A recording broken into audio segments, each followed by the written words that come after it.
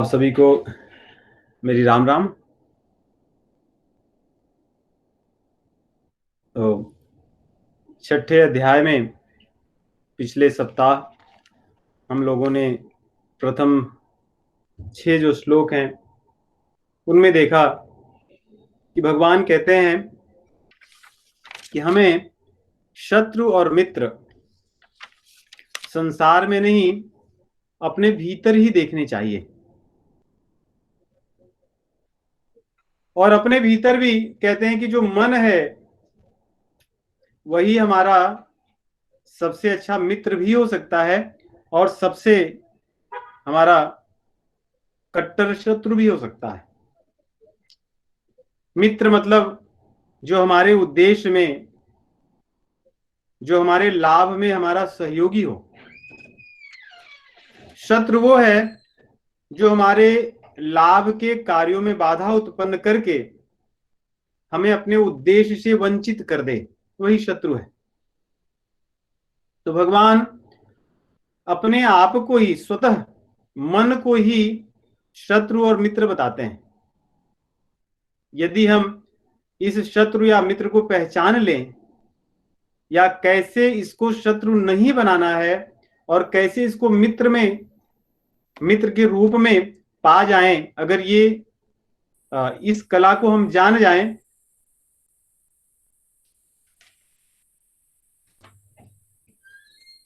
कुछ आवाज आ रही है आप लोगों को भी? नहीं, मेरे लैपटॉप में किसी एक तरह की आवाज आ रही है।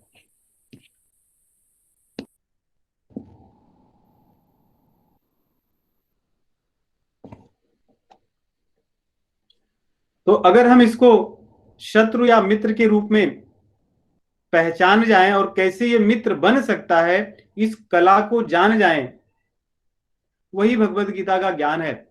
उसी को भगवान इस अध्याय में आत्म संयम योग के रूप में कह रहे हैं कि कैसे स्वतः को संयमित करके हम इस मन को अपना मित्र बना सकते हैं। इसलिए आज के सभी श्लोकों में और मुख्य रूप से इस पूरे अध्याय में भगवान जो बात पहले कह आए हैं, उसी बात को कैसे दृढ़ता पूर्वक हम अपने जीवन में पालन कर सकें, उस कला को बताएंगे। और इसमें एक ही सिद्धांत सभी बातों में भगवान की सभी बातों में दिखेगा। वो ये है कि अपने चित्त को, मन को नियंत्रित करना, और इसके नियंत्रित करने में हमें क्या देखने को मिलेगा, वो सुख कैसा होगा, हमें पता कैसे चलेगा, उसके लक्षण क्या होंगे कि हमें पता चलेगा कि हमारा मन नियंत्रित हो रहा है या नहीं, हम उस दिशा में जा रहे हैं या नहीं जहां पे भगवान कह रहे हैं। जिस ज्ञान योग, कर्म योग की बात या भक्ति योग की बात भगवान पहले कह आए हैं अभी तक के श्लोकों में, उसको हम कैसे समझ सकते हैं, कैसे पा सकते हैं, उस साधना को कैसे हम कर सकते हैं, उन बातों को इन श्लोकों में भगवान बताते हैं। तो जैसे कहा उन्होंने कि ये मन ही आपका शत्रु है और यही आपका मित्र है। तो अगर ऐसा है तो इस मन का लक्षण क्या होगा, मित्रवत जो हमारा मन होगा वो दिखेगा कैसा, हमें कैसे पता चलेगा कि मेरा मन मेरा मित्र है या मेरा मन मेरा शत्रु है। तो भगवान कहते हैं जितात्मनः प्रशांतस्य परमात्मा समाहितः शीतोष्ण सुख दुखेषु तथा मानापमानयोः। जब मन हमारा मित्र हो जाएगा तब वो शीतोष्ण सुख दुखेषु मान अपमानयोः समम, भगवान कह रहे हैं वो प्रशांत होगा, जितात्मन होगा, मतलब हमारा मन नियंत्रित होगा। इंद्रियां उसको लेकर नहीं दौड़ेंगी, वो इंद्रियों को संयमित करेगा, बुद्धि के अनुसार चलेगा, विवेक की बात को सुनेगा, जो बुद्धि कहेगी उसको सुनेगा, बुद्धि द्वारा, विवेक द्वारा बताई हुई जो बात होगी उसको वो छोड़ेगा नहीं,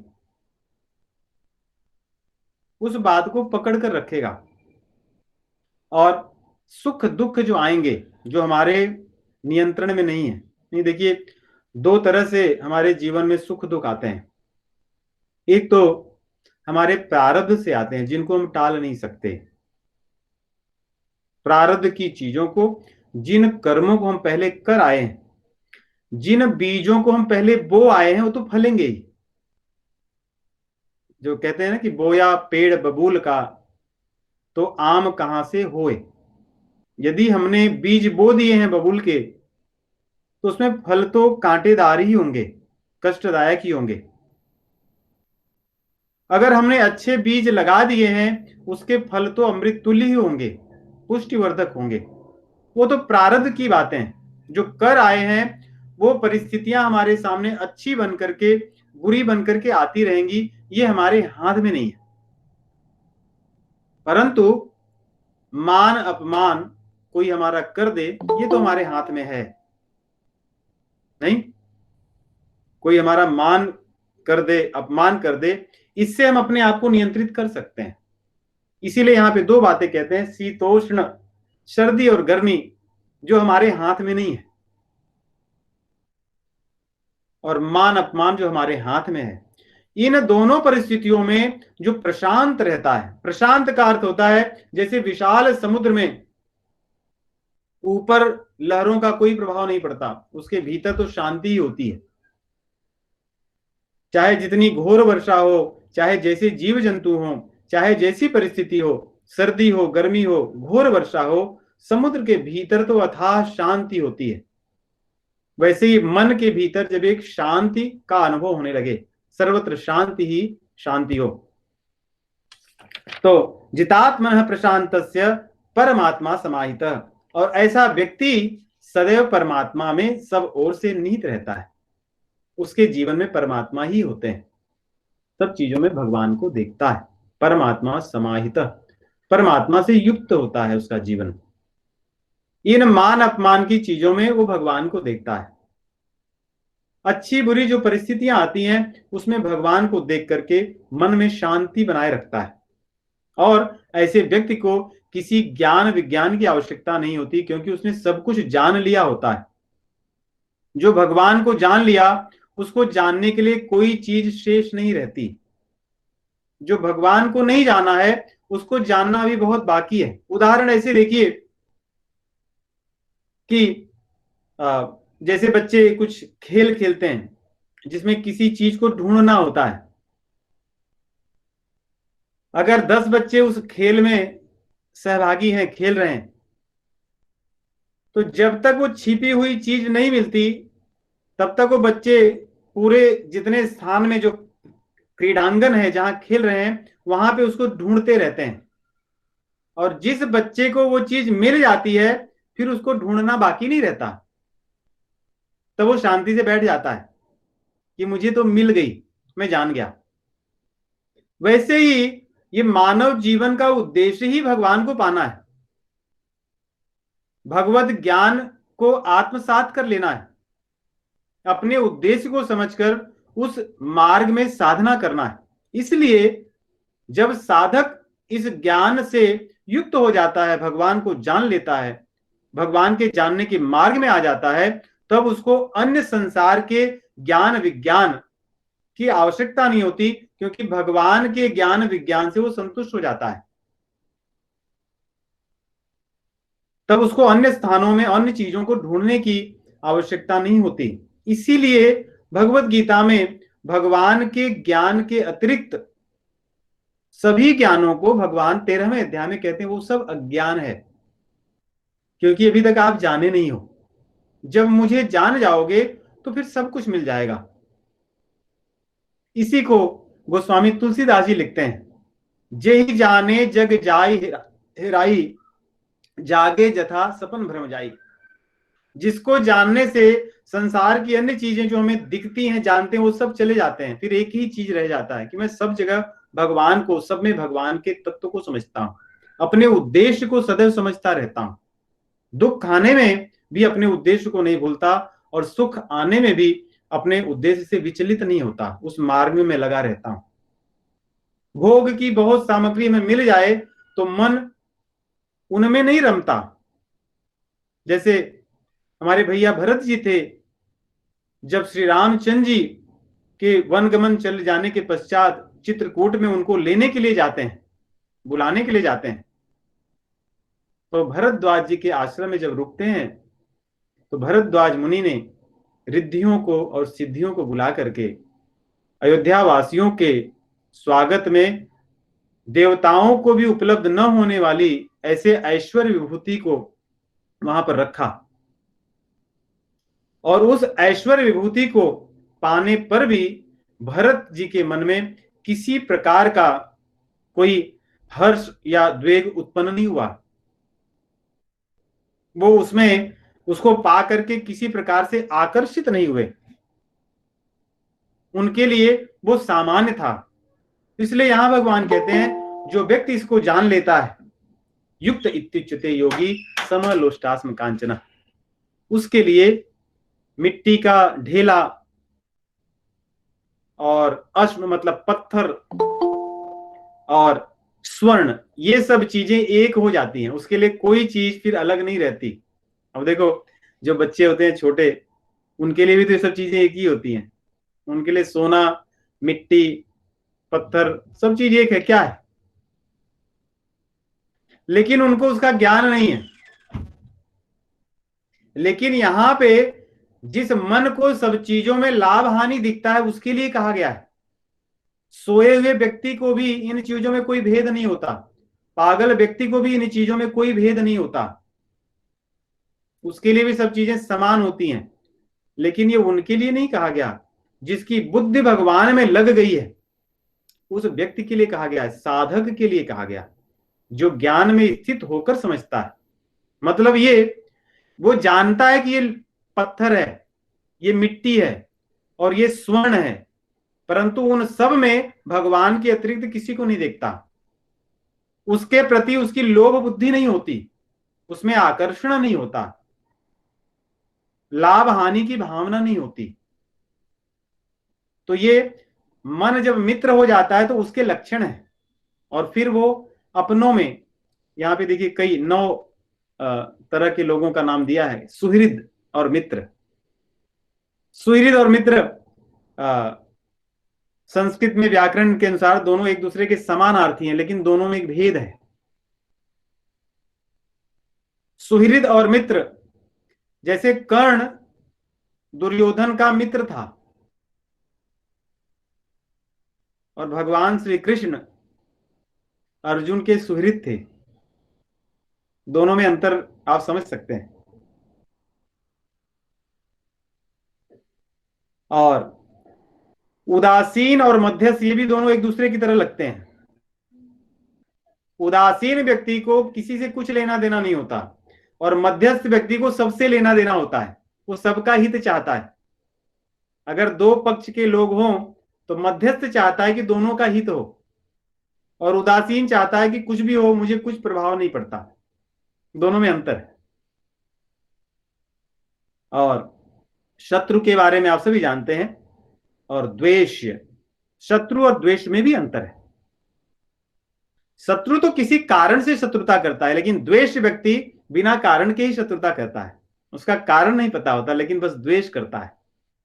और बंधुसु सज्जन लोग, और इसके अलावा साधु और पापी, इन सभी में हमारी समबुद्धि हो जाए, सब में भगवान को देखने लगे, जिसको गोस्वामी तुलसीदास जी कहते हैं जड़ चेतन जग जीवमय, जड़ चेतन जग जीवमय सकल राममय जानी, बंदों सबके पद कमला सदा जोर जुग पानी। जड़ चेतन जग जीव जत सकल राम में जाने, जितने भी हैं जड़ चेतन अच्छे बुरे, और इसीलिए वो कह भी आए थे कि भले उपोच सब विधि उपजाए, कि भले हो या बुरे हो आए तो भगवान से ही हैं सब, इसलिए वो उनमें भगवान को ही देखता है। कहते हैं ये अच्छे मन की जो मित्र हो जाता है उसके लक्षण है। तो फिर मन में प्रश्न उठता है, तो सही बात है, तो मैं मित्र कैसे बनाऊं? नहीं तो मित्र कैसे बनेगा मेरा मन? इसीलिए भगवान यहाँ पे ध्यान योग की चर्चा करते हैं। और ये ध्यान योग कर्म योगी के लिए भी चाहिए, ज्ञान योगी के लिए भी चाहिए, और भक्त योगी के लिए भी चाहिए। भक्त योगी जो भक्त योग है उसके साधकों को भी चाहिए, ये सभी को चाहिए। क्योंकि ध्यान मतलब होता है स्मरण। और आज यहां हम ये भी देखेंगे कि ध्यान मतलब सामान्य भाषा में जिसको मेडिटेशन कहते हैं। इस समय दुनिया में अगर सबसे अधिक कोई प्रचलित साधन है तो मेडिटेशन ही है। तो देखिए भगवान क्या कहते हैं इस ध्यान योग के बारे में, मेडिटेशन के बारे में। तो भगवान कहते हैं कि ध्यान योग से इस मन को अपना मित्र बनाया जा सकता है। तो कहते हैं कि कैसे ये मित्र बनेगा, उसकी विधि का वर्णन करते हैं कुछ श्लोकों में। ये जो मन है ये सब जगह संसार में रम करके, दुनिया में लग करके कभी ये शुद्ध नहीं हो सकता। जैसे किसी तालाब में अगर हलचल मचा दी जाए तो उसका पानी जो पहले शुद्ध था वो भी मड़िया हो जाता है, पीने योग्य नहीं होता।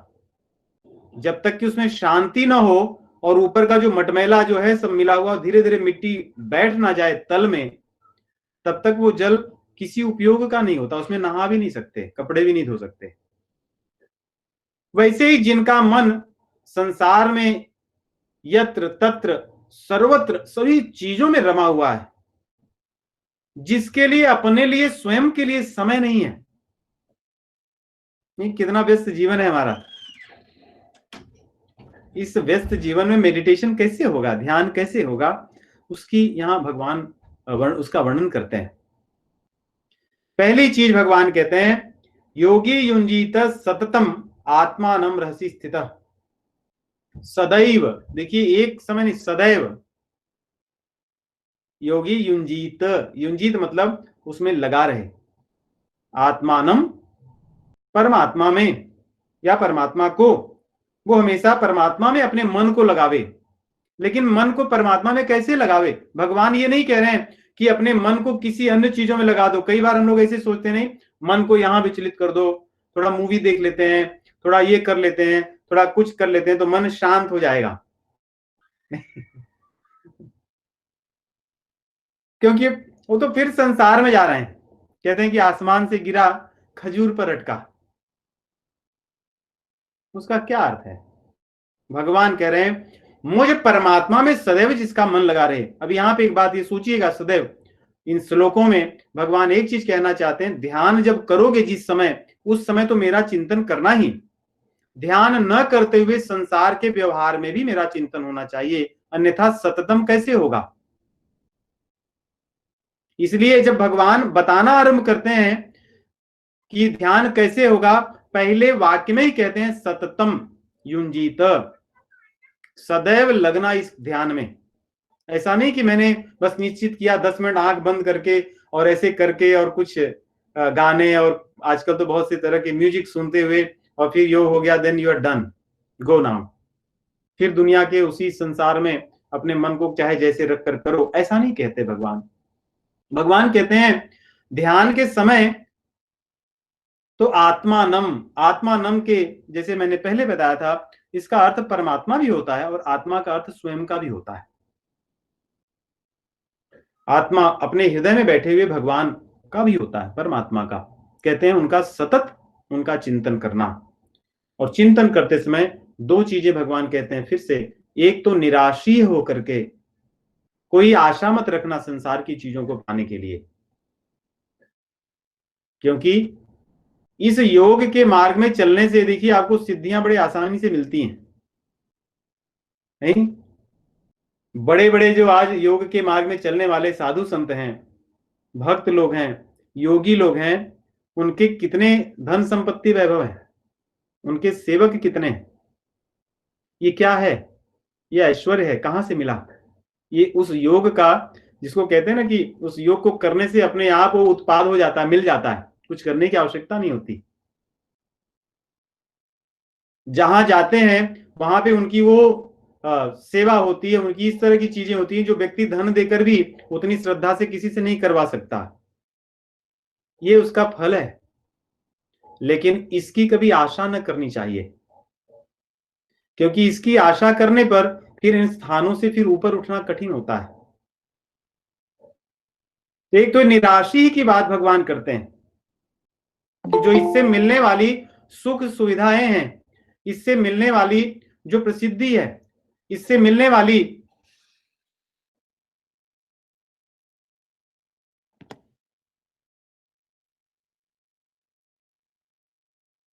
इससे मिलने वाली जो ऐश्वर्य है, रिद्धि सिद्धि है, इन चीजों से ऊपर उठे। और दूसरा कह रहे हैं अपरिग्रह। ये तो जो संसार के लोग देंगे और जो स्वयं अर्जित करेगा उसके इस चक्कर में भी ना पड़े। अपरिग्रह की भावना होने पर ही ध्यान हो सकता है, अन्यथा ध्यान नहीं हो सकता। अन्यथा भगवान नहीं मिलेंगे, संसार तो मिल सकता है। और ये कहां हो? एकाकी, अकेला हो। कौन से स्थान पे? एकांत स्थान में। ऐसा नहीं कि स्थान तो एकांत हो लेकिन वहां भी हजार लोग होकर के वही तमाशा करें। इसलिए स्थान भी शांति वाला हो, एकांत वाला हो, और स्वयं भी अकेला हो।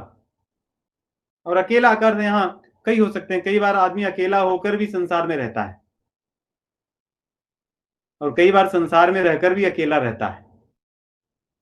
जैसे हमारे जड भरत थे, संसार में रहकर भी अकेले थे।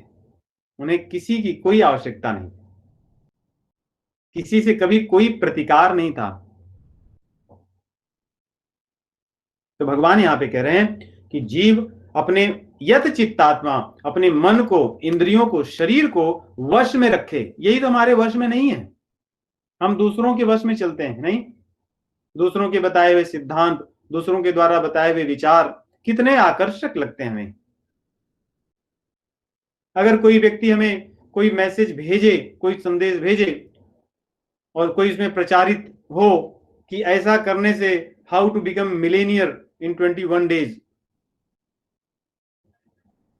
उस पुस्तक को या उस सिद्धांत को पूरे दुनिया में वायरल होने में कितना समय लगेगा? और हम अपनी सभी चीजों को छोड़कर कैसे उसमें लगेंगे? क्यों? क्योंकि यत चित्तात्मा नहीं है। हमारा मन, हमारी इंद्रियां हमारे नियंत्रण में नहीं है, वो किसी अन्य चीजों के नियंत्रण में। वो है भोगवाद, परिग्रह की जो चेष्टा है। तो इसलिए भगवान पहले ही कह रहे हैं, परिग्रह की भावना को त्याग कर जो व्यक्ति अपने मन और इंद्रियों को नियंत्रित करके एकांत में सदैव मुझे स्मरण करेगा, और व्यवहार काल में भी करेगा। व्यवहार काल में भी आप अकेले ही रह सकते हो। नहीं, कई बार जब आदमी दुख में होता है, रहता है तो हजारों के बीच में, लेकिन स्वयं को अकेला ही अनुभव करता है। तो ये तो दुख की बात हुई। वैसे यदि हम भगवान के साथ स्वतः को सदैव अनुभव करें, जैसे मान लो आप ट्रैवल कर रहे हो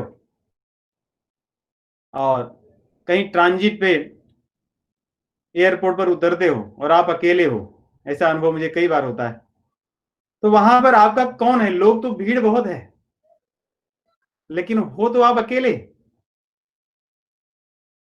वैसी को, उसी बात को संसार में आप अनुभव कीजिए। संसार में भले हैं हम सबके बीच, कौन है हमारा? हमारे वही हैं जिनका उद्देश्य हमारे साथ है, जिनका उद्देश्य और हमारा उद्देश्य समान है, वही लोग हमारे। तो उसको भी हम एकाकी कह सकते हैं कि वही उद्देश्य के लोग साथ में हो, एकांत का वातावरण हो जहां पे भोगवाद ना हो।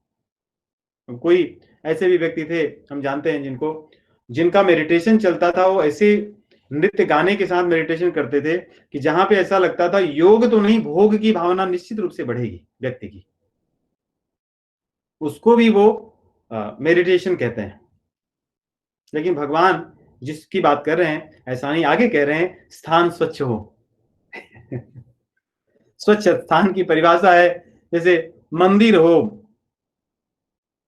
पीपल बरगद के वृक्ष का तट का की छांव हो, नदी का तट हो, गंगा जैसी पवित्र नदियों का तट हो। ये चीजें ना हो तो हमारे घर में ही अगर कोई एक कमरा, एक स्थान हो जहां पर बैठकर हम भजन करते हो, कोई ऐसा स्थान, ऐसा नहीं कि मॉल में बैठ करके, एक जन और थे हम जानते हैं, ये सब चीजें इतनी काम आती है अनुभव में कि हमें क्या नहीं करना चाहिए, ऐसा सीखने को मिलता है। वो जप करने के लिए एक मशीन रखे थे कि वो भी आती है, जिससे क्या होती है कि थोड़ा आसान होता है। या तो हमारे पास, जैसे मेरे पास एक सुमिरनी है छोटी सी, उसको अपना लिए रहो, बैठे हो, कुछ किसी से बात भी कर रहे हो तो ठीक है, ऐसे आप करते रहते हैं तो एक तरह की धारणा बनती है मन में भगवान के नाम को जपने की। उनके पास वो मशीन थी, तो कई बार वो मॉल में चले जाते थे, वहां बैठ के जप करते रहते थे, ऐसे पूरा करते रहते थे। तो उस तरह के जप न करें, ये उन्होंने हमें सिखाया कि वैसा नहीं करना चाहिए, क्योंकि वैसा, एक तो वो स्थान शुद्ध नहीं है, और वहां मन तो विचलित ही होगा, उससे संस्कार भी ऐसे बनेंगे कि हमारी श्रद्धा धीरे धीरे कम ही होगी।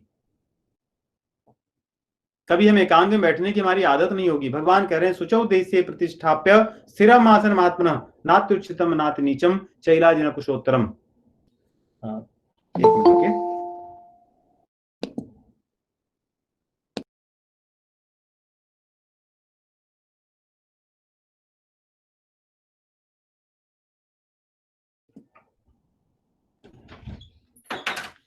तो भगवान कह रहे हैं कि कोई बहुत ऊंचा स्थान ना हो कि जैसे आप मेडिटेशन करने बैठे और गिर जाएं, और न तो बहुत नीचा हो, क्योंकि अधिक नीचा होने पर भी, इसमें लगा, इसमें,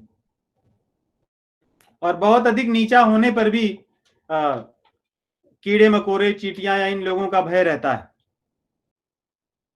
मतलब थोड़ा ठीक हो, जैसे हमारे काका जी ने हमें बहुत सुंदर आसन बना करके दिया है, बहुत अच्छा लगता है। तो एक आसन हो, और उस आसन पर 3 चीजें बिछाने के लिए भगवान ने कहा है, कुश और मृग छाल और वस्त्र। क्रम भगवान ने जो बताया है ऊपर से लेके नीचे है, चैला जिना कुशोत्तरम। कुशा होने से क्या होता है, देखिए ये चीजें, जब आप भगवान के नाम को जपते हैं, ध्यान करते हैं भगवान का, संसार का नहीं, आंख बंद करके संसार का ध्यान करने से नहीं, लेकिन आंख बंद करके भगवान का स्मरण करने से हमारे शरीर में एक प्रकार की बहुत ऊर्जा उत्पन्न होती है, तेज होता है, जिसको आभा भी कहते हैं। ये आभा हमारे शरीर में ही रहे विद्यमान, इसलिए अधिकतर जो ऊनी कपड़े को भी जिन यहाँ पे कहते हैं, कैला जिन कुशोत्तरम में ऊनी कपड़ा हो, कंबल हो या मृग छाल हो, उसके ऊपर थोड़ा अच्छा सुविधाजनक कपड़ा हो, जिससे ऐसा ना कि बीच में वो गड़ता रहे कंबल और आप ध्यान न कर पाओ, जप न कर पाओ, इसलिए नहीं। और कुश हो, कुशा को पवित्र माना जाता है, तो वो भी भूमि को शुद्ध बनाता है, और प्राचीन काल में गाय के गोबर से लिपे हुए स्थान को पावन माना जाता था, पवित्र माना जाता था। ये सब चीजें अब संभव नहीं है, परंतु अन्य चीजों की व्यवस्था तो हम कर सकते हैं घर में, घर में एक स्थान को बना सकते हैं। ऐसा भगवान कह रहे हैं, ऐसे स्थान में तत्रैकाग्रम मनः कृत्वा यथा चित्तेन्द्रिय क्रिय उपविश्यासने युंजात योगम आत्मविशुद्ध है। और योग किस लिए करना चाहिए, देखिए ये भी कह रहे हैं भगवान, इस तरह कह रहे हैं, इस तरह बैठ करके अपनी आत्मा की शुद्धि के लिए, अपने मन को शुद्ध बनाने के लिए, मन को मित्र बनाने के लिए, न कि भोग धन ऐश्वर्य समृद्धि प्रसिद्धि पाने के लिए। इस तरह करने से आत्मा की शुद्धि अपने आप होगी, जो भगवान विधि बता रहे हैं। तब मन की चंचलता नष्ट होगी, चित्त का जो यहां वहां विक्षिप्त जो उसकी स्थिति है वो शांत होगा, एकाग्र होगा, उसके अंदर समाधि में जो स्थिति है वो धीरे धीरे आएगी, धारणा होगी, उसके भीतर ध्यान होगा। तो आगे भगवान कह रहे हैं कि ऐसे स्थान पर, अपने इस आसन पर बैठ करके मन को अन्य स्थानों से निकाल करके अपने इंद्रियों की जो क्रियाएं हैं और अपने चित्त की जो क्रियाएं हैं, जो अंदर संस्कार चलते रहते हैं कि यहां वहां दौड़ना, उन चीजों से मन को ले आकर के योगम युंजात, ध्यान करना आत्मशुद्धि के लिए। और सीधा बैठने की बात कर रहे हैं भगवान, समम काय शिरो ग्रीवम, जो कि बड़ा कठिन है आजकल। कठिन हो, किसी का सहारा ले लीजिए, इस अवस्था में आप बहुत अच्छे से बैठ सकते हैं। सुखासन हो, पद्मासन हो, इन आसनों में आप बैठ करके अपने रीढ़ की हड्डी को सीधा रख करके, गर्दन भी सीधी हो, उसी के सीधान में हो। ऐसी स्थिति में अगर ठीक से न स्वतः बैठ पाए तो पीछे कुछ आश्रय लेकर के, किसी का सहारा लेकर तो बैठ ही सकते हैं। और ऐसी स्थिति में कहा जाता है कम से कम 1 पहर तो बैठना चाहिए, मतलब 3 घंटे। और यहाँ पे दूसरी बात कहते हैं कि धारयन न चलम स्थिर। ऐसा नहीं कि आप बैठ गए, ये सब चीजें तो सीधी हो, हाथ पैर हिलता डुलता रहे। धारयन न चलम स्थिर संप्रेक्ष्य नासिकाग्रम स्वम दिशश्चानवलोकयन्। और ऐसे बैठने के बाद में अपनी जो नासिका, आप ध्यान कैसे ले आओगे, मन को सब जगह से कैसे खींचोगे। पिछली बार भी भगवान ने कहा था कि चक्षुष चैवांतरे भ्रुवो, इन दोनों भ्रुवों के मध्य में ध्यान को ले आओ। और इसीलिए कह रहे हैं नासिकाग्रम, नासिका के आगे अपने आंखों को, अपने आंखों से देखो। और कह रहे हैं अपनी नासिका के आगे, ऐसा नहीं कि 2 लोग बैठ के ध्यान कर रहे हैं तो उनकी नासिका के आगे देखें, कुछ और लगाकर। ऐसे भी लोग करते नहीं, एक कुछ बिंदु बना लो, जस्ट लुक एट इट। भगवान ये नहीं कह रहे, भगवान कह रहे हैं लुक एट योर ओन नासिका। कारण क्या है? ऐसा करने से नेत्र न तो ज्यादा खुला होगा और न तो बंद होगा। इतना नहीं बंद होगा कि आप सो जाओ, और इतना नहीं खुला होगा कि आसपास की चीजों में नेत्र देखेगा, वो अपनी ही स्थिति में होगा। इसलिए न तो बंद होगा न तो खुला होगा। इसलिए नासिकाग्र को देखने की सर्वत्र बहुत स्थानों पे मेडिटेशन में, योग में ऐसी विधा है। और दिशस चान अवलोकन, यहां वहां मत देखो। जब 2 चीजें कही जाती हैं, जैसे कहते हैं कि भगवान का स्मरण करो और भगवान को भूलो मत, ऐसा लगता है कि ये दोनों बात क्यों कही गई। इसका मतलब ये है कि भगवान का जब स्मरण नहीं कर रहे हो उस समय भगवान को मत भूलो, उस समय भी भगवान को स्मरण करो। या कहा जाता है सत्संग करते रहो और कुसंग मत करो, दोनों चीजें कही जाती हैं। ये उसी तरह है जैसे आयुर्वेद में कहते हैं कि ये औषधि लेते रहो और ये परहेज करते रहो। तो यहां भगवान परहेज ही बता रहे हैं, कह रहे हैं अपने नासिका के अग्र में देखना, यहां वहां मत देखना। क्योंकि जैसे यहां वहां जाएगी बुद्धि, अपने आप भोग की जो वस्तुएं संसार में है, विषय हैं, वो तुरंत हृदय में प्रवेश करेंगे और फिर वो प्रवेश करके जो उनका कार्य है वो करते हैं। जितने भी श्लोकों को हम पढ़ेंगे, भगवान इस बात को बड़ी दृढ़ता से हमें समझने के लिए कह रहे हैं कि संसार की चीजों में सुख नहीं है। संसार की वस्तुओं में ध्यान करने से, मेडिटेशन करने से भगवान कभी नहीं मिल सकते। इसलिए केवल ध्यान करते समय भगवान को स्मरण करना ही नहीं कह रहे हैं, उन्होंने आरंभ किया सततम। सत्संग के बाद हम लोग जब बैठेंगे, भोजन कर रहे हैं, तब भी भगवान की स्मृति हो, भोजन को देखते ही उसमें स्वाद की। हम किसी से बात कर रहे हैं, उसके गुणों में भगवान की ही, भगवान का दर्शन हो। किसी ने हमें सहयोग कर दिया, उसके कृत्य में भगवान का दर्शन हो। किसी को हमने सहयोग कर दिया, हमारे कृत्यों में भगवान का दर्शन हो। तो भगवान का कहने का अर्थ है केवल मेडिटेशन के समय में ही नहीं, तो फिर इतना मेडिटेशन जब करेंगे, भगवान कह रहे हैं, तो फिर उसे मिलेगा क्या? तो जिसको 14वें श्लोक में नहीं, आगे और भी कहते हैं कि ध्यान कैसे करना चाहिए। इस बात को आप सभी लोग ध्यान से सुनिए, और इसको जानने से ये पता चलेगा, जैसे हम हीरा लेने जाएं, अगर हमें पता ही ना हो हीरा क्या है, तो हो सकता है कांच लेकर आए। सोने के गहने खरीदने जाएं, अगर हमें सोने की पहचान ना हो, तो हो सकता है कि हम कुछ और ही लेकर आए। तो मेडिटेशन के लिए भगवान यहां पे कहते हैं, देखिए ये सारी चीजें तो करो, लेकिन ध्यान किसका करोगे मेडिटेशन में? भगवान कहते हैं जो व्यक्ति ब्रह्मचारी व्रत में स्थित रहकर बिना किसी भय के मेरे में मन लगा करके, अपने मन को शांत करके मेरा स्मरण करता है, मत चित्त, मुझ में मन लगाता है। कई बार आप देखोगे, कई बार ऐसे सुनने को मिलता है कि now close your eyes, Just imagine there is a light. Think about there is a dot.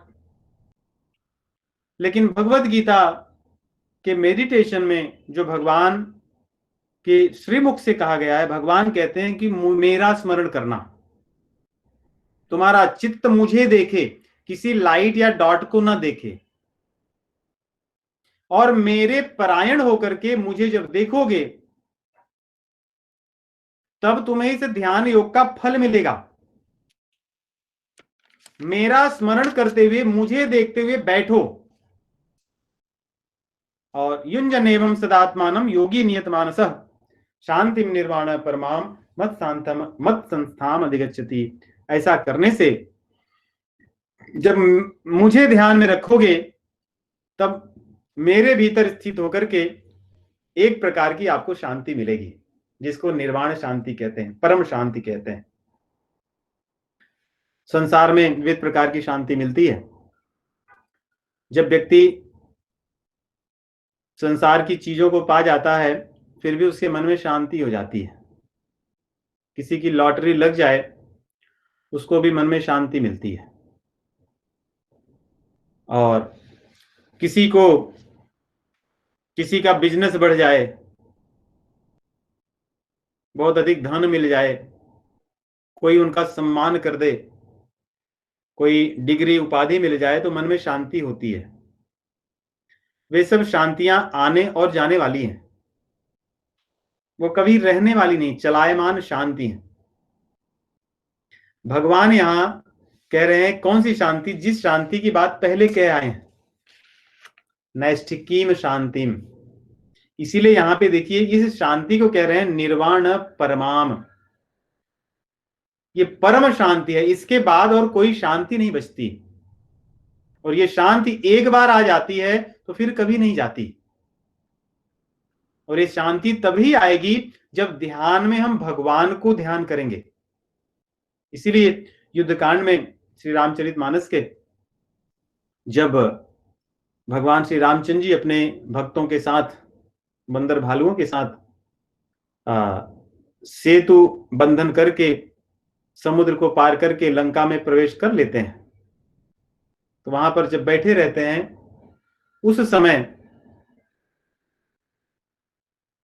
उनके जो भक्त थे वे लोग भगवान की सेवा करते रहते हैं। भगवान सोए हुए हैं और किसी की जांग पर उनका सिर है, कोई उनके दाईं तरफ बैठ करके उनकी सेवा कर रहा है, कोई बाईं तरफ कर रहा है, कोई चरण के पास बैठा है, कोई उनके सम्मुख खड़े होकर के उनसे बात कर रहा है।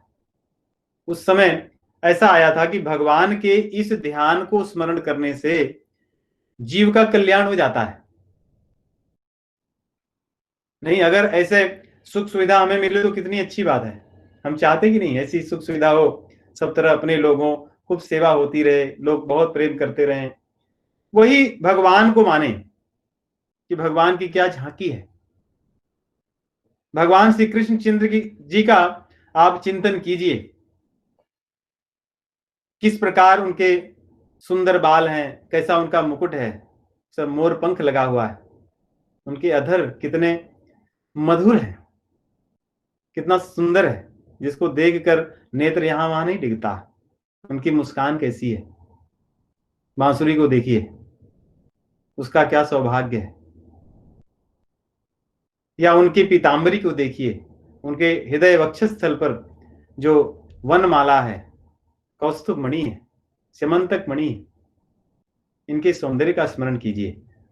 भगवान के चरण कमल जो भक्तों के भय को दूर करने वाले, भगवान श्री रामचंद्र जी का स्मरण कीजिए कि क्या उदार उनकी छाती, क्या उदार उनका चरित्र, क्या उदार उनका व्यवहार कि अपने भक्तों के लिए अपना सब कुछ छोड़ देने वाले, दूसरों को कभी दुख न हो इसलिए सदैव स्वयं दुख सहने वाले, धर्म की स्थापना के लिए अपने जीवन में कभी भी सुख की चिंता न करने वाले, चिंतन न करने वाले। भगवान राज सिंहासन पर विराजमान है, उनके सेवक सर्वत्र इर्द गिर्द आसपास उनकी सेवा में लगे। हनुमान जी उनके सम्मुख उनके चरणों में बैठे कैंकर भाव से उनकी सेवा कर रहे हैं। माता सीता जी उनकी सेवा में कैसी उपस्थित हैं। तो ऐसे बहुत से चीजों, बहुत सी भगवान की लीलाओं का स्मरण करके हम ध्यान कर सकते हैं, मेडिटेशन कर सकते हैं। भगवान उसकी बात यहां कह रहे हैं जब मत संस्थाम अधिगच्छति। मत संस्थाम इसीलिए भगवान ने कहा कि मुझ में स्थित, जब अपने मन को मुझ में लगाओगे तो मेरे भीतर जो है वो आपको मिलेगा।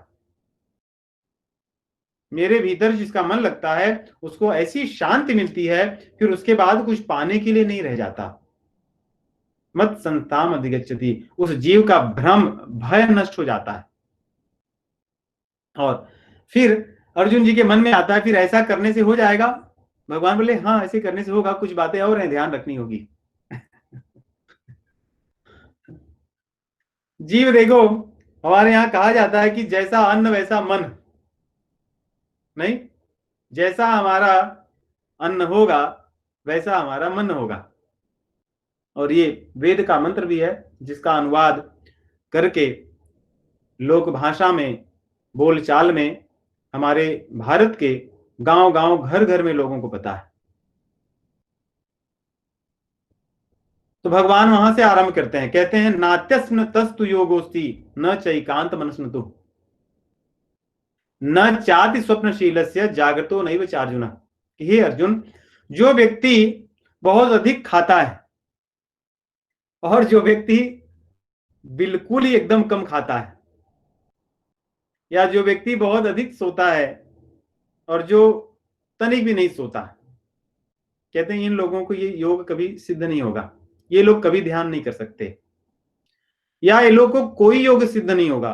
कर्म योग, ज्ञान योग, भक्ति योग, ध्यान योग, कोई योग सिद्ध नहीं हो सकता।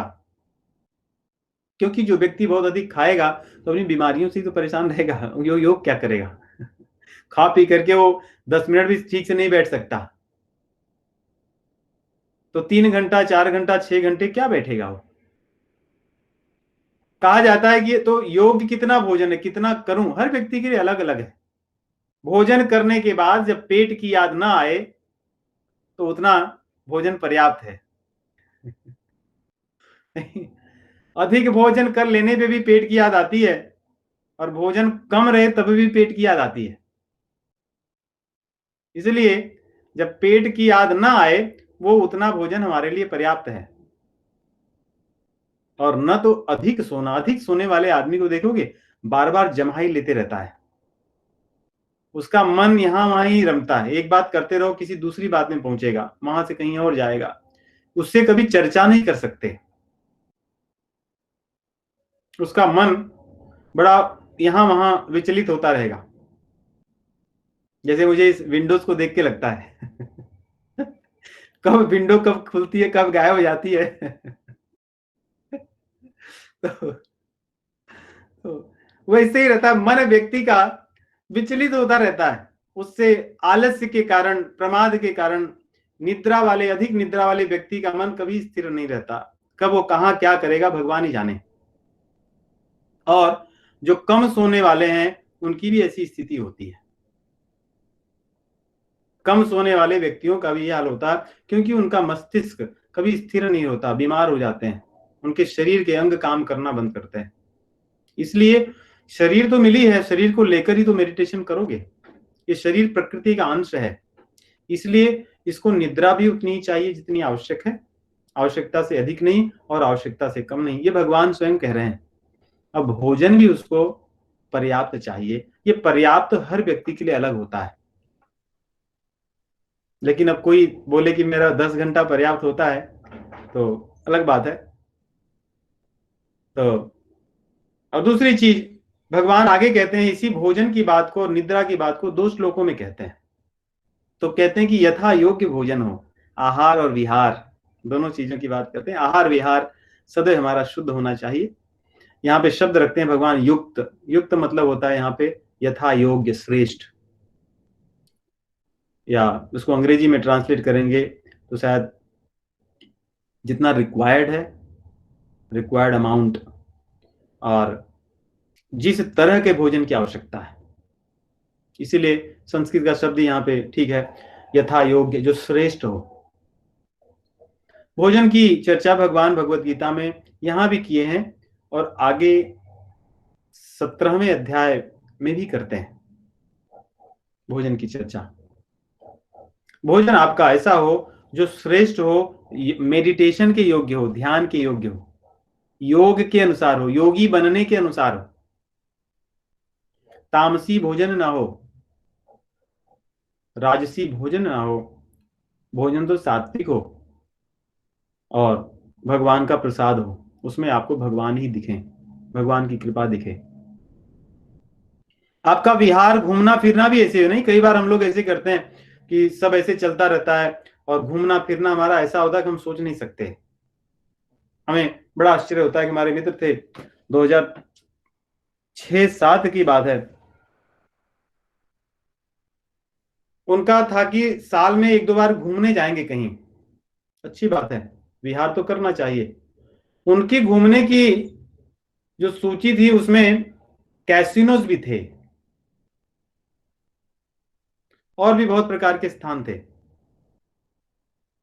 तो क्या योगी के लिए, मेडिटेशन करने वाले के लिए, भक्त के लिए इस तरह का विहार उचित है?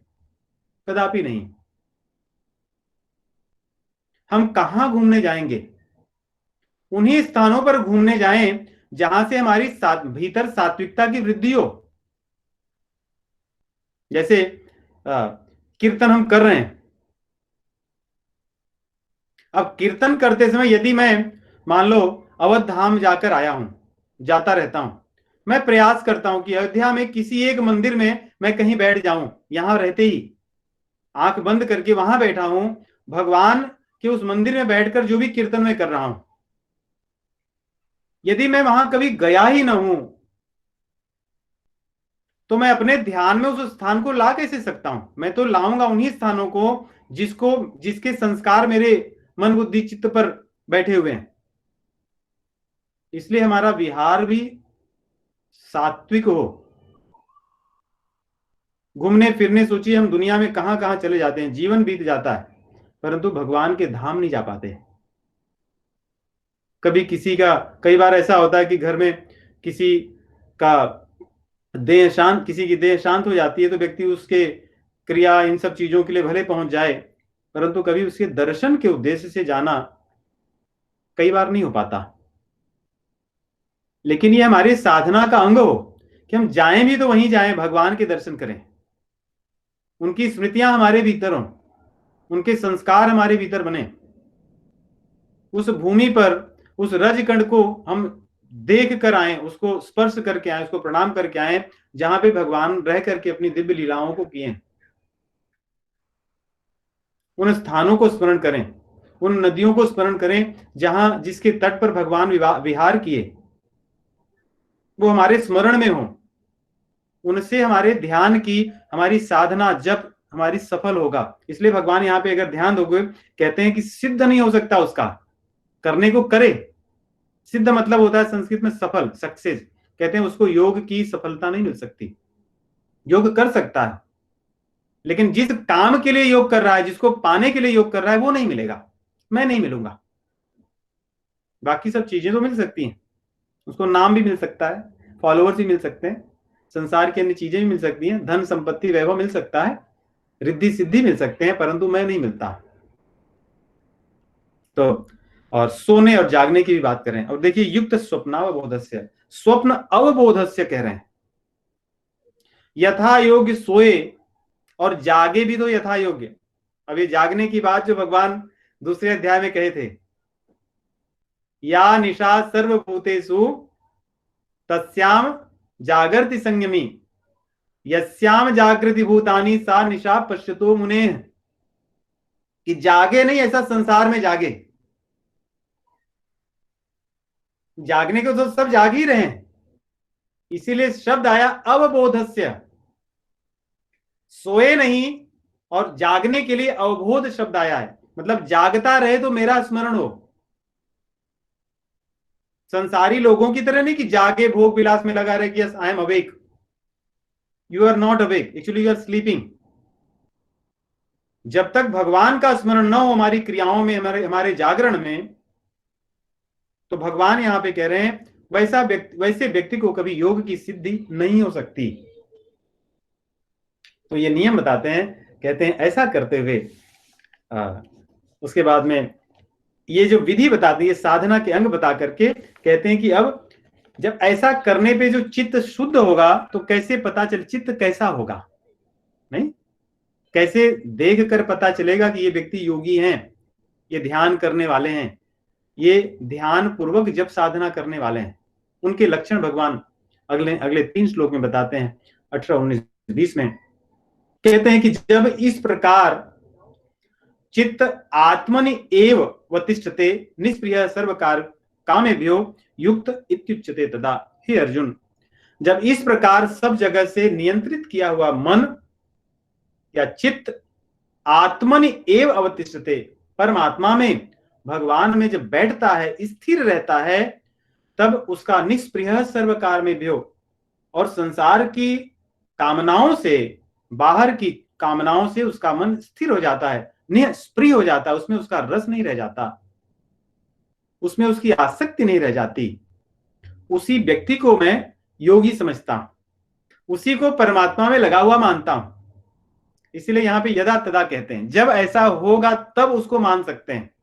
ऐसा नहीं कि वो व्यक्ति बाहर से सब कुछ कर रहा है लेकिन अंदर से चिंतन भगवान का नहीं, भोग का कर रहा है।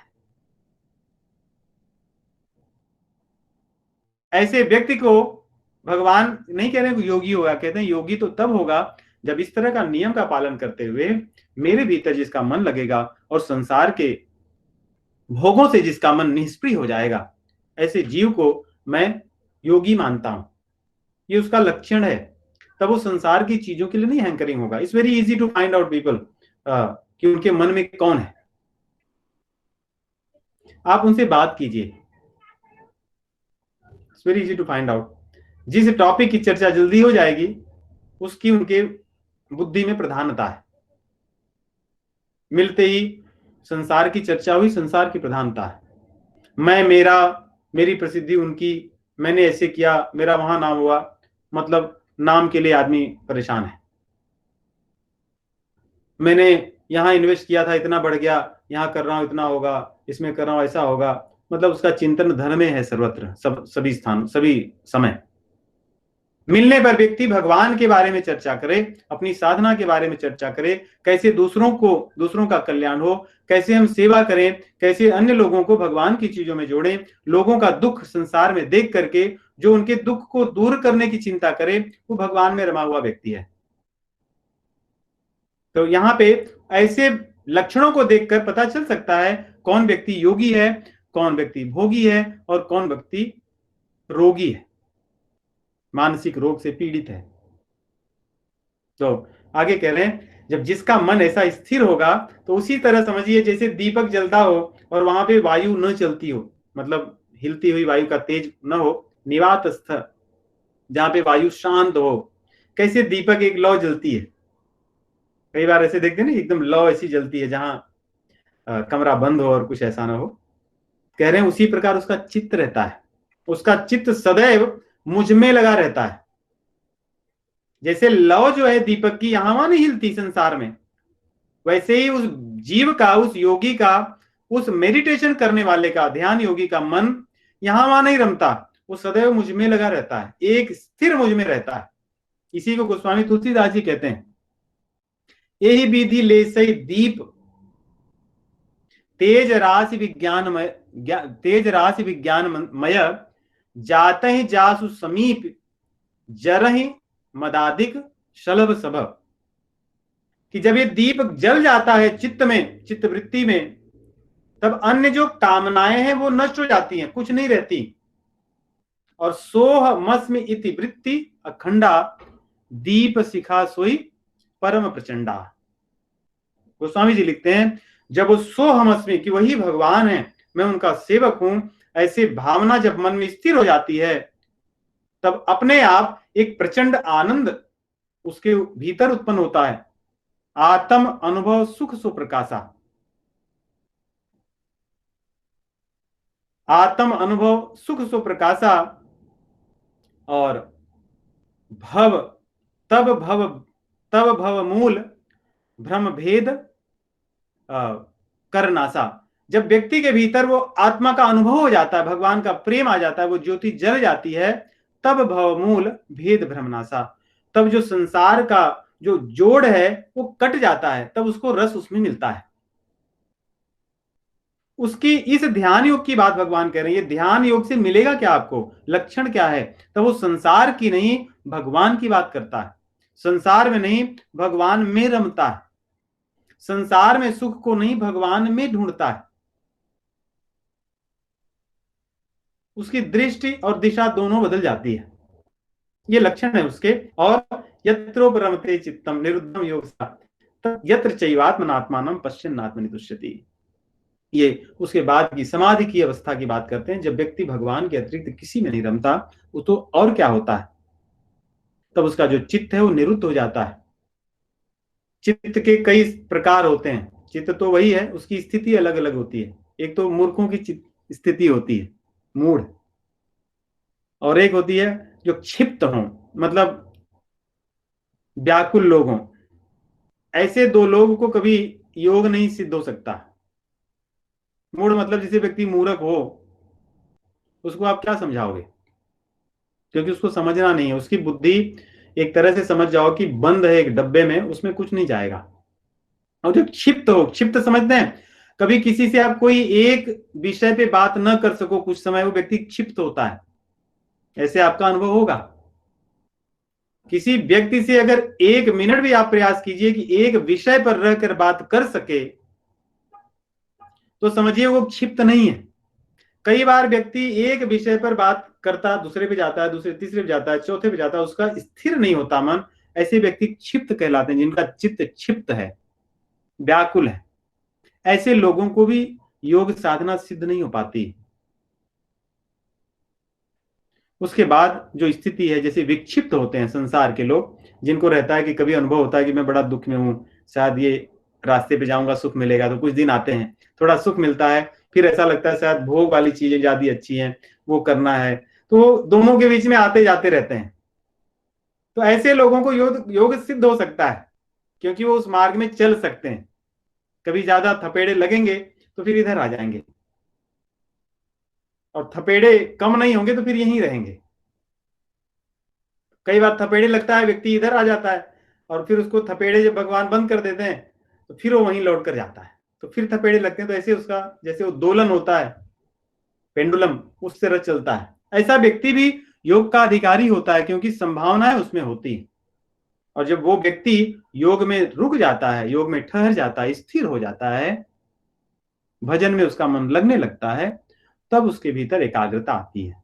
और उस एकाग्रता के बाद में समाधि की अवस्था होती है, जिसकी बात भगवान कह रहे हैं कि इस प्रकार समाधि में या योग के सेवन करने से चित्त अपने आप संसार से निकल जाता है, बाहर आ जाता है। देखिए, बड़ा सरल है समझना। अगर कोई व्यक्ति किसी से बहुत प्रेम करता हो और वो शरीर शांत हो जाए, तो फिर उस शरीर में आसक्ति नहीं होती, उस शरीर से एक स्वाभाविक रूप से उपरति हो जाती है, उपरम हो जाता है। और किसी भी भोग का जो अंतिम परिणाम है विनाश, अगर उसको ध्यान में सदैव रखें तो भोग बुद्धि कम होती है। नहीं, भोजन करते समय यदि व्यक्ति को पता चले कि इसको खाने से ये मेरे अंदर ये बीमारी पैदा कर रही है, तो जिसकी बुद्धि सही होगी, वो व्यक्ति उसमें बीमारी को देखने के बाद वो नहीं खाएगा। इसलिए किन्हीं भी पदार्थों में भोग बुद्धि न होकर के यहां भगवान कह रहे हैं यत्र उपरमते, जो तत्व देखता है उसमें, अच्छा इसमें क्या है, इसमें ये बीमारी, अच्छा तो मुझे नहीं खाना है ये मैं खा रहा हूं, इसमें क्या है, इससे मेरे योग साधना में सहयोग होगा, हाँ मुझे ये खाना है। ये जो मैं कर रहा हूं ये क्या है, ये मुझे भगवान से दूर ले जा रही है, अच्छा मुझे नहीं करना है। ये जो मैं कर रहा हूं, हाँ इससे मुझे सहयोग होगा, सात्विकता बढ़ेगी, ये मैं करूंगा। तो ये है ऐसे तत्व से देखकर संसार की चीजों से उपरत होना, उनसे दूर हो जाना, अपने आप मन में एक भाव होगा, जैसे मरे हुए व्यक्ति को देख करके, भले वो अपना हो, उसके शरीर से तब लगाव नहीं रह जाता, उपरत हो जाते हैं। वैसे ही संसार की चीजों में सब कुछ मरा हुआ तो है, आज नहीं तो कल। उस तत्व को देखने से अपने आप व्यक्ति का संसार से उपरत हो जाता है चित्त। भगवान कह रहे हैं जो व्यक्ति मेडिटेशन में रहता है वो आत्मानम पश्यन आत्मनि तुष्यति, मुझको देखता है सब में, मुझको देखता हुआ तब वो आनंद में, मुझ में आनंद ढूंढता है। आत्मानम पश्यन आत्मनि तुष्यति, मेरे भीतर रहता है, मुझे देखता है और आनंद रहता है। और उसके बाद में 21 से लेकर के 26 तक श्लोक जो हैं उसमें भगवान दो चीजों को कहते हैं कि ये जो सुख है, ये सुख क्या है, ध्यान करने से किस प्रकार का सुख मिलेगा, और इस सुख के लिए मन बुद्धि इनका निग्रह कैसे करेंगे, क्या करेंगे।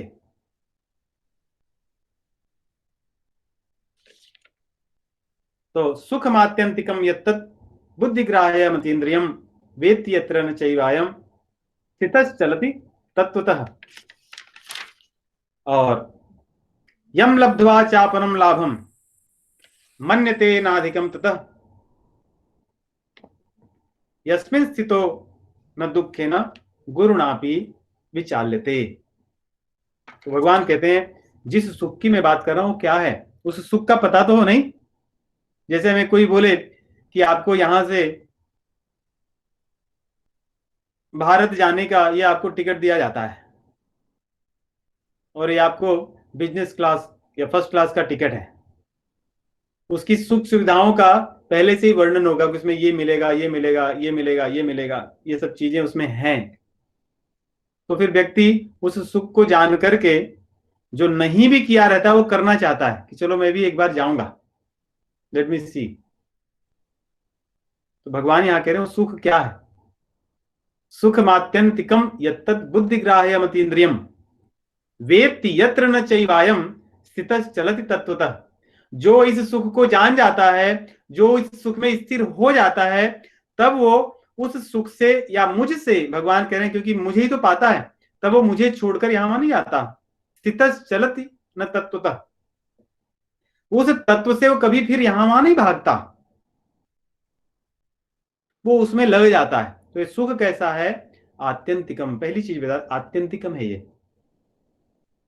और फिर कहते हैं बुद्धिग्राह्यम अतीन्द्रियम, तीन बातों का वर्णन करते हैं इस सुख के बारे में। ध्यान करने से, भगवान के नाम को जप करने से, भगवान का स्मरण करने से, भक्ति योग के मार्ग में चलने से, कर्म योग या ध्यान योग या ज्ञान योग के द्वारा भगवान को प्राप्त करने की इच्छा करने से, साधना करने से जीव को आत्यंतिक सुख मिलता है। वो सुख जो संसार के सात्विक सुखों से ऊपर है। देखिए ये तीन सुखों की चर्चा भगवान 18वें अध्याय में करेंगे। कहते हैं कि सात्विक, राजसिक और तामसिक सुख हैं। कहते हैं कि जो सुख दिखने में आरंभ में अच्छा हो, अमृत के जैसा हो, लेकिन उसका परिणाम विषमय हो, कहते हैं कि वो राजसी है। और कहते हैं कि जो न दिखने में अच्छा हो और न परिणाम में अच्छा हो, वो तामसी है। नहीं, जैसे मान लो कोई भोजन करता है व्यक्ति, किसी पशु को मार कर खाए, न तो दिखने में अच्छा है, उसका परिणाम अच्छा है, उससे मिला हुआ सुख भी तामसिक है। कोई व्यक्ति बहुत खूब मसाले और पता नहीं क्या क्या सब चीजें डाल करके, बहुत सारा तड़का लगा करके भोजन करे, तो स्वाद में तो अच्छा है, सुगंध में अच्छा है, परंतु स्वास्थ्य के लिए नहीं अच्छा है। जैसे राजसी भोजन कह सकते हैं, राजसी सुख मिलता है उससे। लेकिन कुछ सुख ऐसा होता है जो देखने में भी अच्छा होता है, भोगने में भी अच्छा होता है, या देखने में अच्छा न हो लेकिन भोगने में तो अच्छा होता है, परिणाम अच्छा होता है। इसीलिए भगवान कहते हैं कि विषयेंद्रिय संयोगात यत् दग्रे मितोपमम परिणामे विषमेव तत्सुखम राजसम स्मृतम। जो देखने में या आरंभ में बहुत अच्छा लगता है, अमृत के समान लगता है, लेकिन आत्म बुद्धि प्रसादजम, कहते हैं जो सुख आत्मा से संबंधित हो, भगवान से संबंधित हो, वो सुख सात्विक है, लेकिन भगवान को पा लेने का जो सुख है वो इस सात्विक सुख से ऊपर है। भगवान को देखो, भगवान के मार्ग में चलोगे तो मान, बड़ाई, सेवा, सुख, चीजें सब अपने आप मिलती हैं, आपको न चाहने पर भी। ये संसार का नियम है, आप न चाहो आपको मिलेंगी मिलेंगी। इसीलिए संत महात्माओं का या सज्जनों का, भक्तों का एक और साधना का भाग होता है कि मिलने वाली चीजों को मन में न बैठाएं, क्योंकि सब साधना करते रहोगे, जैसे जैसे चीजें मिलेंगी आप उनको मन में जैसे ही बैठाते जाओगे आप अपनी साधना से विचलित हो जाओगे। तो भगवान कह रहे हैं सात्विक सुख से ऊपर की बात मिलती है। और इंद्रियों की सुख, यतीन्द्रियम, इंद्रियों से ऊपर का सुख है ये। इंद्रियों का सुख तो आएगा और जाएगा। देखिए सारी इंद्रियां धीरे धीरे धीरे धीरे शिथिल हो जाती हैं, सुनना बंद हो जाता है, देखना बंद हो जाता है, सूंघने की, बात करने की भी क्षमता हो जाती है। आदमी जैसे बच्चे तुतला के बोलते हैं बुढ़ापे में, वैसे ही बोलने लगता है। तो भगवान कह रहे हैं यहाँ पे कि ये जो सुख है ये सात्विक सुखों से ऊपर है और इंद्रियों की सुखों से ऊपर है। इंद्रियां तो शिथिल हो जाएंगी, अंत में केवल एक इंद्रिय सक्रिय होती है सबसे, वो है हमारी रस लेने की इंद्रिय। सुनाई न दे, देख न सकें, कुछ भी हो, खा न सकें, पेट न चले, चल न सकें, कर्मेंद्रियां, ज्ञानेंद्रियां सब शांत हो जाती हैं, लेकिन जिह्वा नहीं शांत होती। और इसका रस लेने का जो भाव होता है वो शांत नहीं होता अंत समय तक। तो लेकिन इन इंद्रियों का सुख आदमी ले लेकर भोग भोग कर भी कभी कभी थक जाता है। तो इन इंद्रियों के ऊपर का सुख की बात भगवान करते हैं। और आदि बुद्धि ग्राह्य मत इंद्रियम। देखिए भगवान बुद्धि के विषय तो नहीं है, लेकिन भगवान को अनुभव तो बुद्धि से ही होता है। जैसे दर्पण में सूर्य दिखता है, दर्पण के अंदर सूर्य नहीं होता, लेकिन अनुभव तो दर्पण के अंदर कर सकते हैं। वैसे ही हमारी बुद्धि के भीतर भगवान के सुख को अनुभव हम कर सकते हैं। बुद्धि उसका साक्षी होती है। वो तब होगा जब बुद्धि शुद्ध होगी, हमारा चित्त शांत होगा। जैसे मैंने बताया कि सरोवर का जल जब मटमैला हो, जब वो शांत हो जाता है, तभी उसके भीतर की चीजों को हम देख सकते हैं और उपयोग कर सकते हैं। वैसे ही जो चित्त जब शांत होगा उसके भीतर ही हम भगवान के सुख का अनुभव कर सकते हैं। भगवान कह रहे हैं मेरे इस सुख को जो जब अनुभव कर लेता है, जब उस स्थिति में रहता है, तब वहां से वो हिलना नहीं चाहता, तो उसी में रहता है। क्योंकि ऐसे सुख को कौन छोड़ना चाहेगा। संसार में आदमी एक नौकरी पा जाता है, उसको नहीं छोड़ना चाहता, क्योंकि उस सुख को जान जाता है। एक भोग विलास की चीजें पा जाने पर उसको नहीं छोड़ना चाहता, क्योंकि उस सुख को जान जाता है।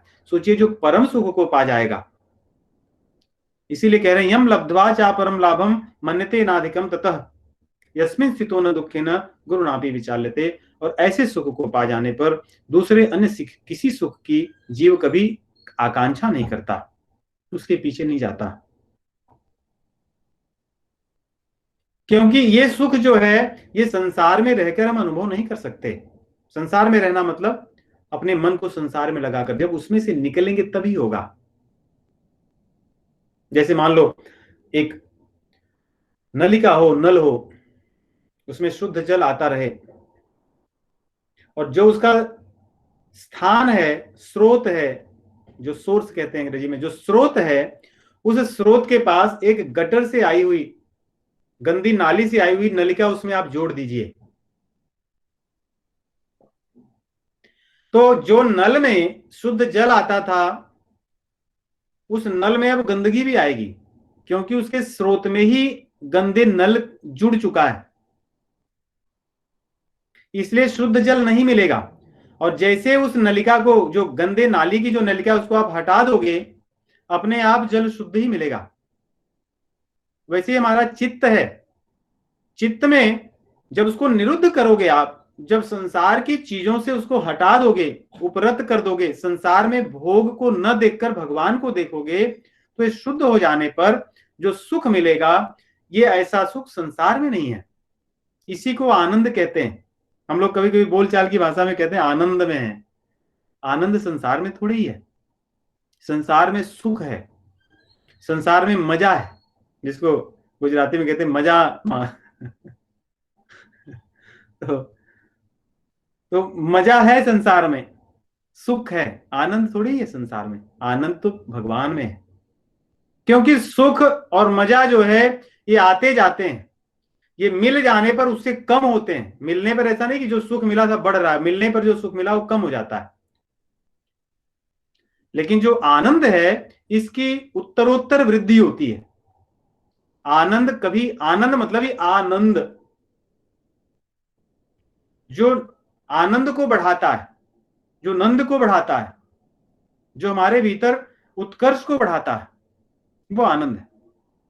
तो भगवान का स्वभाव ऐसे ही है, भगवान को पा जाने पर वही मिलता है। और ये सुख ऐसा है, देखिए गोस्वामी जी कहते हैं, इसको हम कैसे वर्णन करें। सो सुख जाने मन व रुकाना, नहीं रसना पही जाहि बखाना। इसको वर्णन क्या कर सकते हैं, इसको तो वही व्यक्ति अनुभव कर सकता है जो उसको अनुभव कर सकता है, कह नहीं सकता।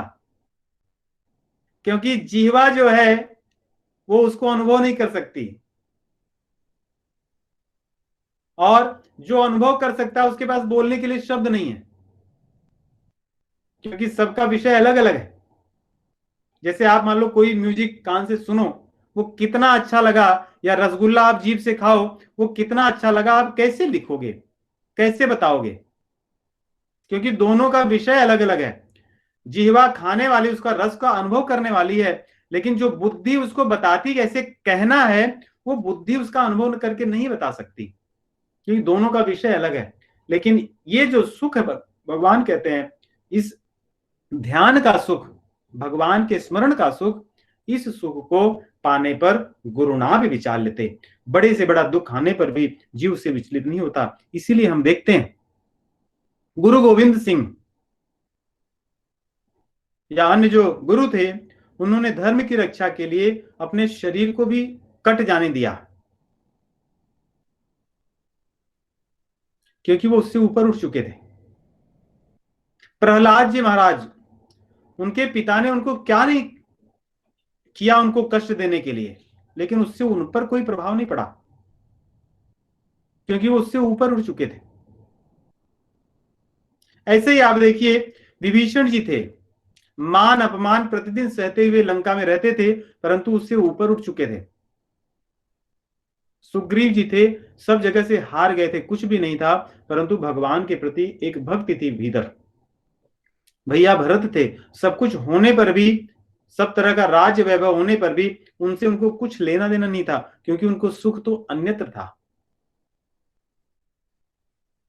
वैसे इस सुख को मिलने पर संसार के अन्य सुखों का कोई महत्व नहीं होता, तब जीव उसमें कुछ नहीं देखता, रस। और भगवान कह रहे हैं कि इसी को योग कहते हैं, जो संसार में दिखने वाले दुख से या संसार में मिले हुए दुख से आपको दूर कर दे, उसको ही योग कहा जाता है।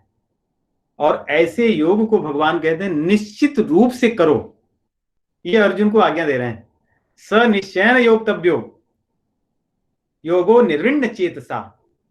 अब यहां से एक दूसरा विषय भगवान आरंभ करते हैं कि इस को करने के लिए हमारी बुद्धि कैसी हो, हम उस साधना को जब करते रहें तो हमारी बुद्धि कैसी हो, हमारा मन कैसा हो, हमारी इंद्रियां कैसे हो। ये आगे 4 श्लोकों में हम लोग यही पढ़ेंगे, 23, 24, 25, 26। भगवान कह रहे हैं इस सुख को, जो संसार के दुखों से आपको दूर कर देने वाला है, मैं योग समझता हूं। तम योग संगीतम, उसको योग कहा जाता है।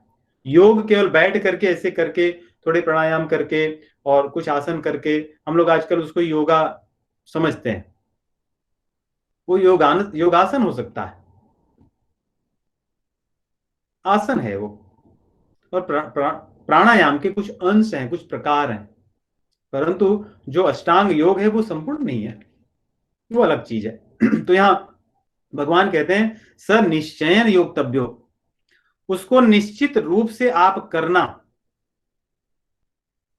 स निश्चयन योगतव्यो योगो निर्विण्ण चेतसा, अपनी जो बुद्धि है, अपना जो चित्त है, उसको कहते हैं ना कि बोर मत हो जाना। हम लोग कहते हैं ना कि आई एम बोर्ड नाउ। भगवान कह रहे हैं कि बोर मत होना, बोर होगे तो उस सुख को नहीं पाओगे। संसार में हम लोग कभी बोर होते हैं जिस चीज को पाना चाहते हैं?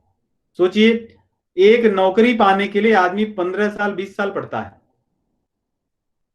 और 15 20 वर्ष के अपने पूरे जीवन को उसके अनुसार ढालता है। न तो मतलब अपनी इच्छा की चीजें कर पाता है, न तो अपनी इच्छा की चीजों में भाग ले पाता है। क्यों? उसका उद्देश्य एक होता है कि मुझे एक अच्छा जॉब लेना है, अच्छी डिग्री लेनी है, अच्छी पढ़ाई करनी है। इतने जीवन का अगर कोई आदमी की 60 वर्ष अवस्था है, तो समझ जाओ कि 1/3 तो इसी में बिता देता है। इतना उसके भीतर धैर्य होता है। भगवान यहाँ पे आरंभ करते हैं इस विषय में, फिर कहते हैं कि धैर्य की आवश्यकता है। बोर होने वाले लोग, उबने वाले लोग इस योग को नहीं कर सकते, क्योंकि वो मेडिटेशन में बैठते ही बार बार उसका चित्त तो जाएगा, कितना समय हुआ, अभी कितना बाकी है, क्या करना है, कितना समय तक करना, क्योंकि उसको रस तो नहीं मिलेगा, क्योंकि उसकी बुद्धि निकलकर संसार में जाना चाहती है। That person wants to again go back and start getting that रस from material world.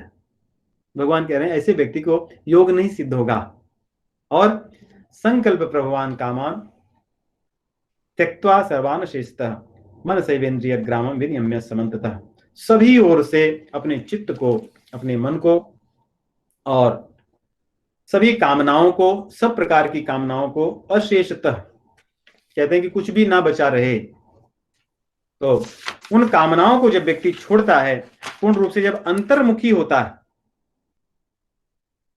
ये देखिए, कामनाएं, मैं पढ़ रहा था, बड़े सुंदर उसमें दृष्टांत था।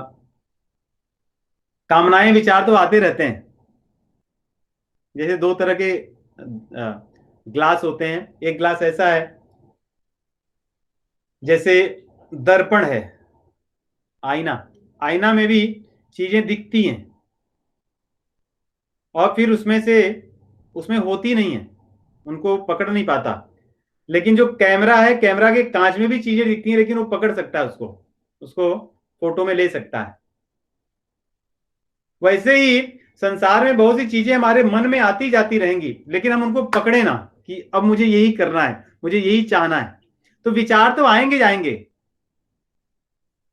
शुद्धि के समय इन विचारों का आना जाना स्वाभाविक है, लेकिन ये विचार को हम पकड़ करके कि बस यही मुझे चाहिए, मुझे तो यही करना है, मुझे यही अच्छा लगता है, ये तो बहुत बुरे व्यक्ति हैं, ये तो बहुत अच्छे व्यक्ति हैं, ऐसी धारणा में जैसे हम बनते हैं, तैसे ही कामनाएं एक के बाद एक अपना प्रहार करने लगती है।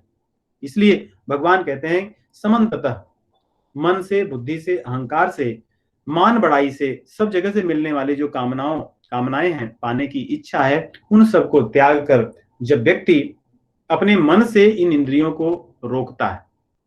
अब इंद्रियों को रोकने में भी वही चीज है जो दूसरे अध्याय में हमने पढ़ा था कि यदा संहरते चायम कुर्मोंगा नीर सर्वशः।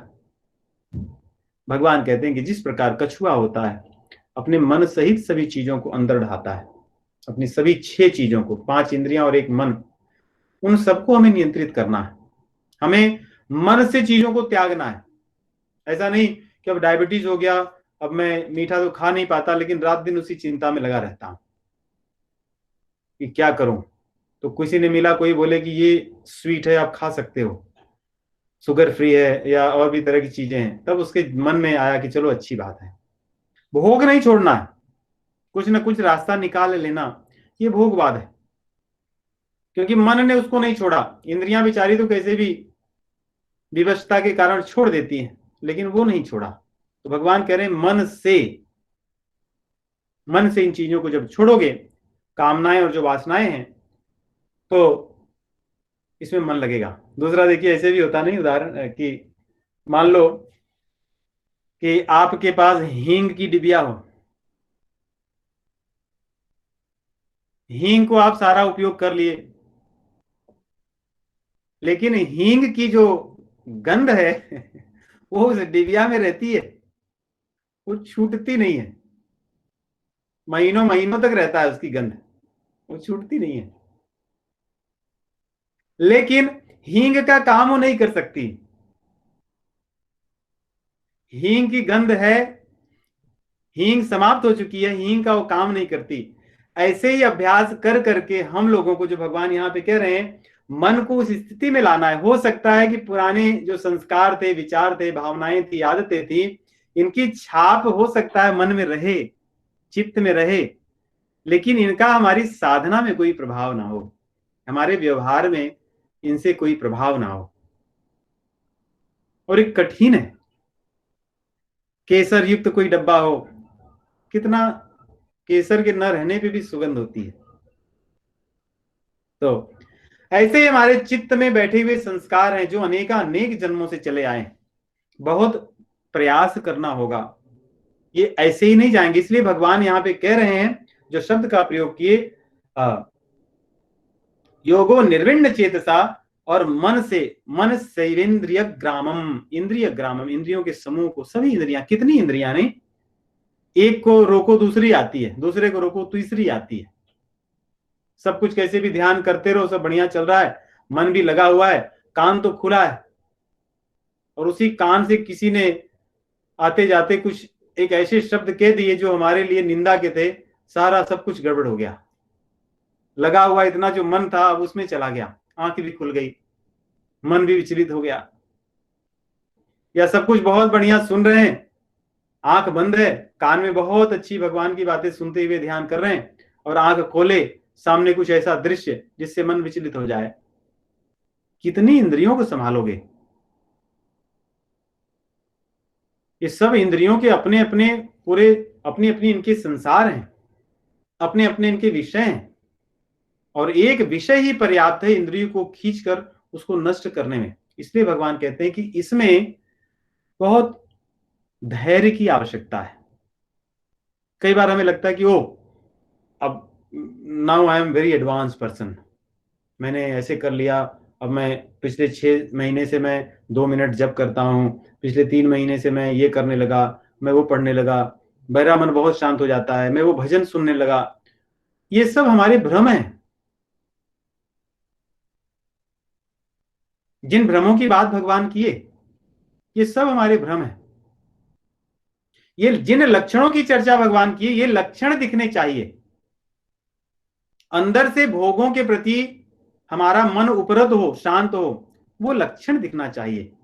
उस सुख में ज्यादा आनंद लगना चाहिए, वो लक्षण दिखना चाहिए। इसलिए भगवान कह रहे हैं कि अर्जुन, इसमें जल्दीबाजी नहीं होगी, इसमें धैर्य की आवश्यकता है। शनैः शनैः उपरमेत बुद्ध्या धृति गृहीतया आत्मसंस्थम मनः कृत्वा न किंचित अभी चिंतित। भगवान कहते हैं धीरे धीरे, धीरे धीरे रे मना, धीरे सब कुछ होए, माली सींचे 100 घड़ा, ऋतु आए फल होए। इसी को दोहे के रूप में कबीरदास जी कहते हैं कि धीरे धीरे होता है सब कुछ, क्योंकि संस्कार इतने गहरे हैं, 1-2 दिन में नहीं होता। इसलिए साधना में, स्मरण में हमारे भीतर धैर्य की आवश्यकता है। ऐसा नहीं कि अब क्या हो गया, मेरे अंदर कुछ ऐसा नहीं हुआ, अब तो बहुत हो गया, नाम तो जपते जपते इतने दिन हो गए, मैं भजन भी कर रहा हूँ, सत्संग भी कर रहा हूँ, कुछ फायदा नहीं हो रहा है, क्या मतलब है? तो फिर दूसरे जगह जाते हैं, दूसरी कुछ चीजें ट्राई करते हैं। ऐसे भी लोग मिलेंगे कि हर 6 महीने में आपको अलग अलग जगह मिलेंगे, और फिर अंत में घूम फिर करके उनका निष्कर्ष निकलता है कि इन सब चीजों में कुछ है नहीं, खाओ पियो आनंद लो, जीवन का यही सब कुछ है। फिर अपनी वो पुस्तक लिखते हैं, और उसके बाद उसको पुस्तक नंबर 1 सेलिंग पुस्तक हो जाती है, और उससे समाज में कई और भी जो श्रद्धावान लोग होते हैं उनकी श्रद्धा नष्ट होकर के सब धीरे धीरे नास्तिक बनने लगते हैं। ऐसे संसार में क्रम आपको देखने को मिलेगा। क्यों? क्योंकि हम भगवत गीता थोड़ी पढ़ते हैं, हम इन चीजों से बाहर की भोग विलास को ही अध्यात्म मान करके उसी तरह की चीजें चाहते हैं कि हमारे अनुसार ही फल हो। ऐसा नहीं होता। कितने जन्मों से जो हमारे संस्कार हैं उनको नष्ट होने में हम स्वयं नहीं कर पाते। जब हम साधनाएं करती हैं, साधनाएं धीरे धीरे इनको नष्ट करती है। इसीलिए कहते हैं कि साधक का जो चरित्र होता है वो धीरे धीरे वृद्धावस्था में आपको देखने को मिलता है, क्योंकि वो पक जाता है। साधकों में सठियाने की परंपरा नहीं होती, वो सठियाते नहीं, उनकी तो बुद्धि और प्रखर होती है, तेज होती है, तीक्ष्ण होती है, क्योंकि भगवान के सुख को अनुभव करते हैं। संसार में सर्वत्र भगवान को देखने की उनकी एक तरह से लत हो जाती है। उसकी बात यहाँ भगवान कह रहे हैं कि धीरे धीरे ये चीजें होंगी, अचानक नहीं होंगी। इसलिए अपने धैर्य को न खोना, ध्यान में लगे रहना, अपनी साधना में लगे रहना, और मन कृत्वा आत्मसंस्थम मन कृत्वा, अपने मन को अपने में लगा करके, आत्मसंस्थम मन कृत्वा, मुझ में मन को लगाना, स्थित करना, तब धीरे धीरे जो धारणा है मुझे याद कर लोगे। जैसे देखो, अगर कोई व्यक्ति को पूछे कि आप कौन सी सिटी में रह रहे हो, तो कोई let me think, oh I am in, I think I am in New Jersey, no no no, I think, ऐसा कुछ नहीं होता। मुझे पता है मैं कहाँ रह रहा हूं। आपके पिताजी हैं या नहीं है, उसको आदमी को सोचना नहीं पड़ता कि I have to think, I have to let me guess, क्योंकि वो ज्ञान उसके भीतर स्थिर हो जाता है। उसी स्थिरता की बात भगवान कह रहे हैं। जब हमारे भीतर ये ज्ञान स्थिर हो जाएगा तो हमें तब ये नहीं सोचना पड़ेगा, अच्छा ये देख रहा हूं, ये अच्छा ये बहुत अच्छे आदमी हैं, तो उसमें वो अच्छे आदमी नहीं दिखे, वो ये भगवान की कृपा इनमें। किसी बालक में विलक्षणता दिखते ही नहीं कि अच्छा बालक तो बहुत महान है, ये इनके पिताजी हैं, ये ऐसा है, क्या वो है, वो नहीं दिखेगा। उसे लगे ओ भगवान की कृपा से इसके अंदर कितने गुण आए।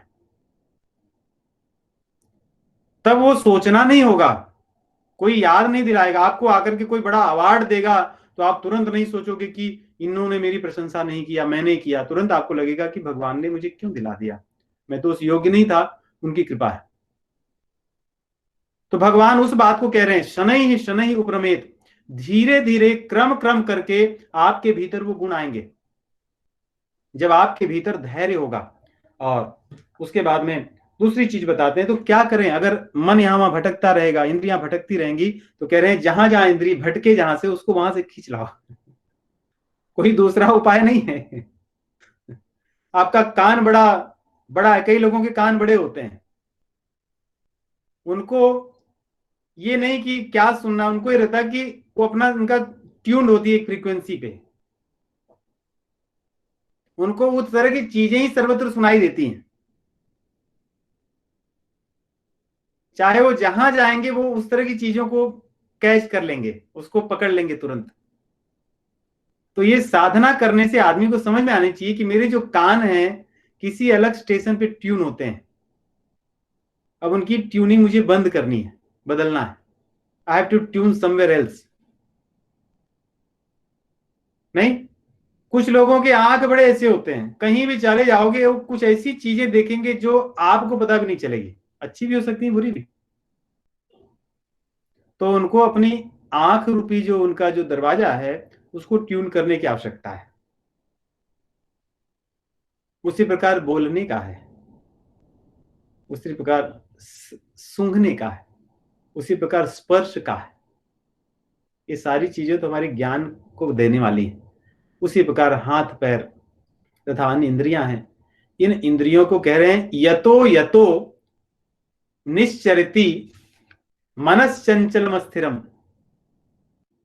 ततः ततः नियम्यैत दात्मन्येव वशम नयेत, नियम्य एतत् आत्मनि एव वशम नयेत। भगवान कह रहे हैं जब कोई इंद्री वहां भाग जाए तो उसको वहां से खींच लाओ, फिर मुझ में लगाओ।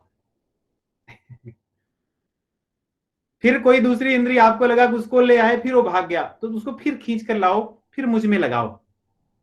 कहते हैं इसमें आपको धैर्य की आवश्यकता नहीं, it requires patience, it's not everybody can not do it. तो अर्जुन जैसे धैर्यवान व्यक्ति इस काम को कर सकते हैं।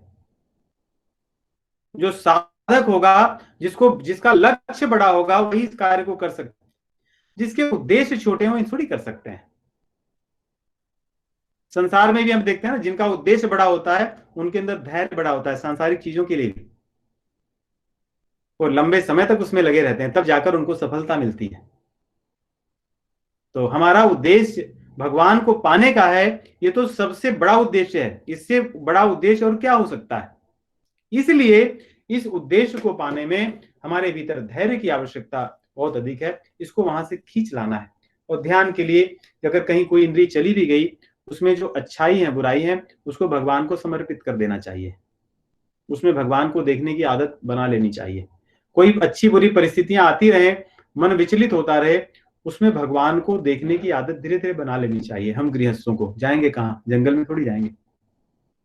और जिस लोकतंत्र में जी रहे हैं, यहाँ जंगल में भी जाओगे तो वहां पे भी आपको परमिशन लेनी होगी, तभी आप जा सकते हो। नहीं, कौन से देश में पहले तो लोग ऋषि मुनि कहीं जंगल में सब जगह पड़े रहते थे, अब तो आप कहीं जंगल में भी रहोगे तो कुछ दिन में लोग ढूंढ निकालेंगे और वहां से आपको बाहर ले आएंगे, तो आपको तो परमिशन लेना होगा। तो ये सब चीजें तो संभव नहीं है। तो गृहस्थ में घर में ही रह करके इन चीजों का अभ्यास करना है, घर में ही रह करके ब्रह्मचर्य व्रत का अभ्यास करना है, घर में रह करके गृहस्थ के अपने कर्तव्यों को पालन करते हुए फिर वानप्रस्थ में संसार से, परिवार से उपरत होने की अपनी आदत बनानी चाहिए, और संसार घर में रहते हुए ही संसार की सेवा करने की, सर्वत्र भगवान के सेवा करने के अवसरों को ढूंढकर उसको करते रहना चाहिए। यही तो भगवत गीता का संदेश है। लेकिन इसके लिए धैर्य की आवश्यकता है, और कई बार जब करते समय हम देखते हैं कि मन बहुत दौड़ता है, ये भी याद रखिएगा आप, क्योंकि जब करते समय जब आप ध्यान से बैठोगे तो बहुत सी ऐसी चीजें याद आती हैं जो कभी नहीं याद आती, और बहुत अच्छे अच्छे विचार भी याद आते हैं, ऐसी अच्छी अच्छी चीजें याद आती हैं, कोई के मन करता है कि उसको रिकॉर्ड कर लें या लिख लें बैठ करके, बाद में काम आएंगी, ऐसे होता है। और इसको ऐसे भी बहुत से और भी विचार भावनाएं सब आती हैं, उसको ऐसे ही संत लोग कहते हैं कि इसको आने देना चाहिए। ये उसी तरह है जैसे अगर कोई कमरा बहुत दिन से गंदा हो, अगर उसमें सफाई करने लगोगे तो धूल एक बार उड़ती है, बहुत ऐसा लगता है उड़ती है, फिर वो शांत होती है धीरे धीरे, क्योंकि सफाई होने में ये सब जो विचार हैं, भावनाएं हैं, वो जो बैठे रहते हैं तह में, वो सब निकल निकल कर आते हैं, फिर वो आ करके फिर चले जाएंगे, शांत हो जाएंगे, फिर अपना मन उनसे खाली हो जाएगा, उनसे उपरत हो जाएगा। तो इस प्रकार आज के जो श्लोक थे, इनमें हम सभी भक्तों को अपनी साधना में जप के साथ साथ ध्यान करने का अभ्यास करना चाहिए। और ध्यान क्या है? भगवान कहते हैं कि ध्यान किसी लाइट या बिंदु या प्रकाश या किसी प्राकृतिक वस्तु को चिंतन न करके, भगवान कहते हैं मत चित्त, मुझको स्मरण करने की है, मत परमा, मेरे परायण होकर के मुझको देखने की आदत रखनी है, मेरे भीतर या मुझ में ध्यान करना है। ये बात भगवान 2 बार 3 बार आज के श्लोक में बताए। तो इन चीजों को अपने साधना में हम सभी आरंभ करें, प्रयोग करें, और भगवान को साधना के समय तो ठीक है, साधना न करते समय भी उनको अपने व्यवहार में चिंतन करने का अभ्यास करें, चिंतन करें। और आगे अगली बार हम लोग देखेंगे किस प्रकार इसी बात को और भगवान कह रहे हैं।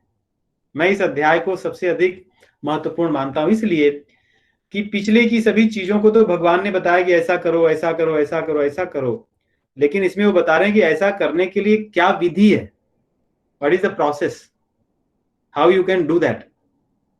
मन को नियम में कैसे करोगे, चित्त को शांत कैसे करोगे, उन चीजों को भगवान इस अध्याय में बताते हैं। इसीलिए आत्म संयम योग है, इसी से हमारा मन का संयमन होगा, चित्त शांत होगा, जिसके होने पर भगवान के दर्शन होते हैं। जिस चित्त में, क्योंकि भगवान तो है ही, भगवान तो हमारे साथ ही हैं। कहते हैं एक वृक्ष पर जैसे जो 2 पक्षी बैठे हों, वैसे हृदय रूपी जो वृक्ष की डाली है, इस पे आत्मा परमात्मा दोनों है, दोनों साथ में है।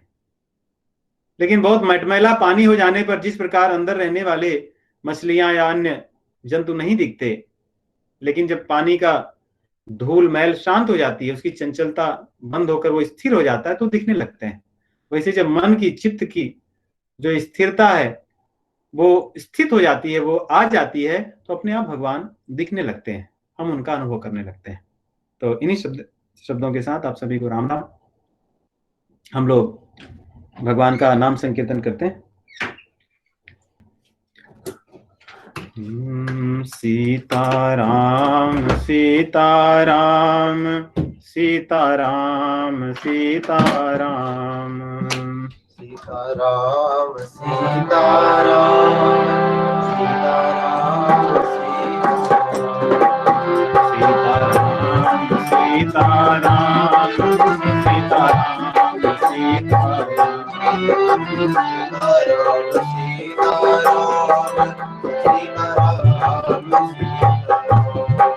सीताराम सीताराम सीताराम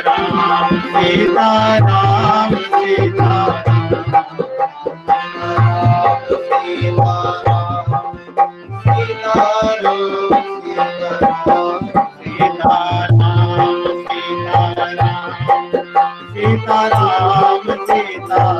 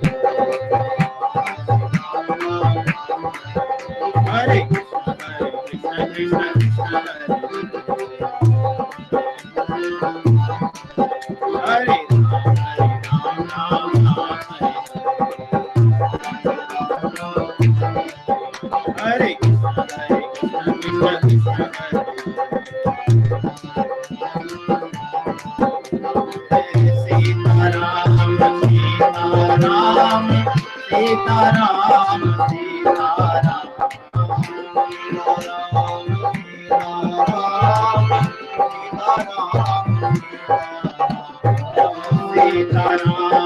सीताराम सीताराम सीताराम सीताराम